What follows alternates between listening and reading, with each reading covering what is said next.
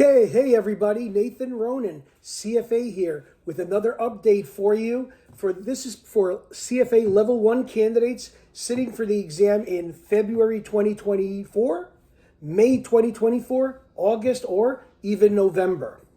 Now, this will probably be more relevant to you if you're getting closer to your exam, but I do want to explain something because I get asked this all the time. Hey Nathan, how good are these questions from this prep provider? How good are these questions from the CFA Institute? Or how good are these questions from, I'm doing some other reading or something like that from somewhere else? Are these questions good? Are they exemplary of what I will see on the CFA exam? If you're interested in listening to this further, please press the subscribe button and the notifications button so that you can continue to receive these updates on a weekly or bi-weekly basis as I create them.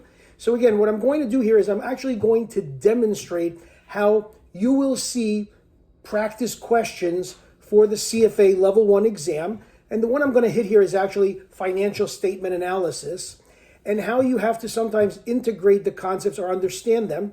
And also the way that many times you'll do these practice problems, and depending on the quality of the prep materials that you're using, you might understand the answer and you might not understand the answer. But obviously, if you're not understanding the answer, it's not going to be very productive for you. So you'll see what I'm talking about as I go along with this question in a second. So I'm going to pose this Level 1 financial statement analysis question to you. After you hear the question, you can actually put me on pause. If you want, you could put this video on pause and you could try to answer it on your own. Give yourself no more than a minute to answer it, even though you technically have a minute and a half on the exam to answer it. But just time yourself in a minute and come up with the answer, and then let's go over it. Okay. The question is, let's say you have, company XYZ, and they are calculating their net cash flows from operating activities, and they're using the indirect method of accounting in creating their statement of cash flows. And what they're asking you to do is, which of the following would be an addition to net income that would most likely occur under this method? Okay. And the choices are A loss on the retirement of debt. B would be a decrease in the firm's deferred tax liability. And C would be the gain on the sale of an asset. Okay. Now, if you didn't get the question or you're not sure, then just rewind this video and listen to the question again. I'm just going to move forward. Okay. The answer that you should have gotten is A loss on the retirement of debt. If you didn't get that right, listen up. If you got it right, but you simply guessed, listen up.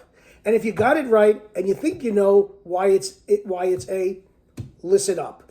Okay, because here's what sometimes the answer keys will tell you, whether you're working with prep providers or whether you're working with the CFA Institute's materials or whatever. It'll be kind of like an answer, but not really very explanatory or helpful. So let's say the answer says A is correct, okay? And they say, well, an addition to net income is made when there is a loss on the retirement of debt, which is a non-operating loss. A gain on the sale of an asset and a decrease in a deferred tax liability are both subtracted from net income. This is exactly the problem that I have with a lot of material that's out there to prepare you for the CFA exam, and that's also given to you sometimes from all kinds of databases or questions that you might see posed somewhere. And that is that the answer key is not very instructing. It's not very helpful. It's not telling you why the answer is A. It's not teaching you why B and C are wrong. So that's the value added component that I do with all of my problems in my Level 1 lectures. I put up a problem after I've gone over the material. I integrate the concepts. I give you the answer, obviously, what is the correct answer, and then I explain to you in a very methodical way why the other choices are wrong and why in this case, choice A is correct. So let's talk about why it's the loss on the retirement of debt. First of all, let's take a gain on the sale of an asset. Okay, when you sell an asset, we're usually talking about here a fixed asset like plant and equipment, and we sell it at a gain. Okay, if you sell it at a gain, it's worth $5,000 on your books. You sell it for $8,000. You have a gain of $3,000.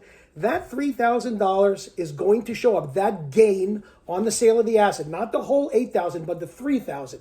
The $3,000 gain on the sale of the asset will be on your income statement as a gain, and that will boost your net income. So your net income will be higher by that cash gain of $3,000. Fine. Now, when you're creating the statement of cash flows and you're using the indirect method, when you're calculating your cash flow from operations, net income will be your starting point, and then you're going to make all kinds of adjustments to net income for any kind of non-cash revenues or non-cash expenses. Okay. But let's talk about this gain on the sale of the asset. So we already know that the gain on the sale of the asset, the $3,000 that I just told you, will be on the income statement. We leave it there. It flows through to net income. But then what are we going to do in terms of cash flow from operations? It's already embedded in that net income, right? It's already in the net income from your income statement. So it's already in there. So technically, the gain on the sale of the asset has already been recorded in terms of coming up with your cash flow from operations. But here's the problem. You sold that asset. You have a $3,000 gain. You bought it for $5,000. You sold it for $8,000. You got the whole $8,000, let's say, in cash. How do you record that entire cash sale of $8,000, which includes the $3,000 gain, the $3,000 cash gain in the $8,000 sale price? How do you record that? That entire $8,000 will be recorded as a inflow from investing activities, because the accounting industry says when you bought the fixed asset, it was an investing activity and the purchase price was a investing outflow. Now you sold it, in this case with a gain of $3,000, you sold it for $8,000. That's an inflow of $8,000 as a cash flow from investment activities. Now you got a problem. You got that $3,000 gain that's embedded in the sale price in investing activities, and you got that $3,000 embedded in net income, which is part of your calculation of cash flow from operations under the indirect method. You're double counting that gain. Can't do that, ladies and gentlemen. You don't want to pay expenses twice, so you can't recognize gains twice either, or losses or anything. You recognize them once. So now you have a decision. Do you net it out of cash flow from operations, or do you net it out of the investing activities, property, plant, and equipment? The accounting industry, especially US GAAP, says since you bought the equipment and classified it as an investing, and now you're selling it, leave everything as an investing activity. So keep that cash gain in the $8,000 that you recognized in your investing activities. And therefore, you would need to deduct or subtract the cash gain of $3,000 from net income in order to come up with cash flow from operations. So that is why the gain on the sale of asset would be a minus, and it would not be an addition to net income. Hopefully you got that.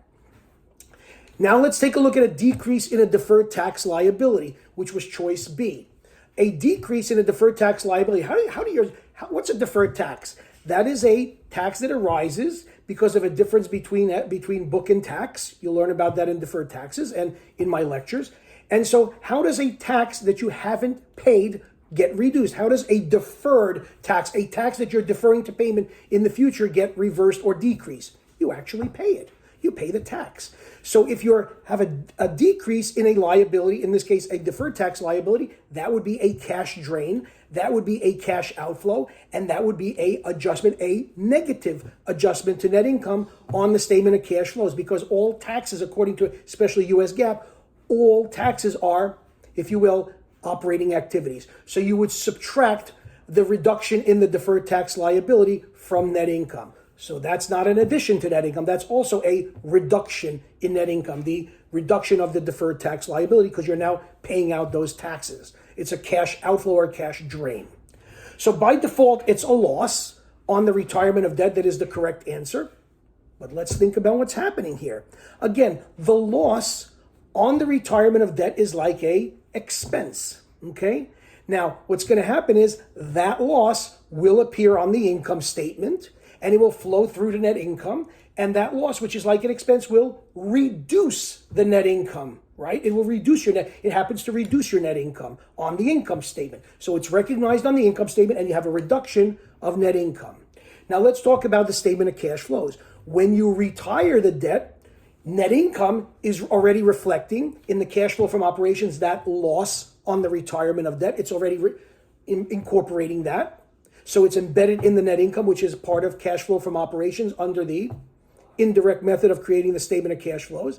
But also when you retire the debt, you remove it from your books, that's a financing activity. When you issue debt, that's a financing activity. It's a cash flow from financing. When you retire the debt, you pay off the debt, that's a cash flow from financing outflow, right? So basically what you have is you have a double counting. You have the outflow reflected in cash flow from financing, and you also have the outflow reflected in the cash flow from operations with that loss.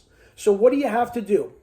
Basically what the accounting industry says was, when you issued the debt, it was a financing activity. When you retire the debt, it's a financing activity. So keep that loss in the financing activity. And if you keep that loss in the financing activity, you have to make the adjustment to net income as part of cash flow from operations. Since the loss was reducing your net income on the income statement, you will add it back to the net income on the statement of cash flows to come up with your cash flow from operations.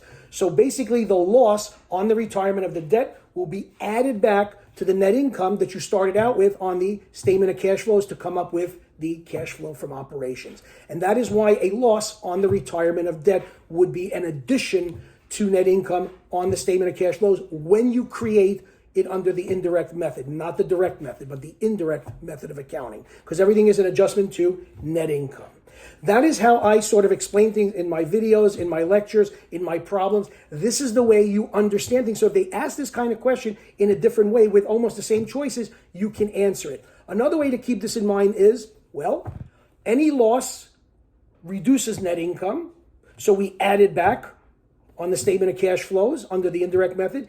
Any gain will increase net income on the income statement, so we deduct it on the statement of cash flows from net income to come up with cash flow from operations. So losses are added back and gains are removed from the net income on the statement of cash flows under the indirect method to derive cash flow from operations. Okay, so again, add back losses and remove gains and reduce gains.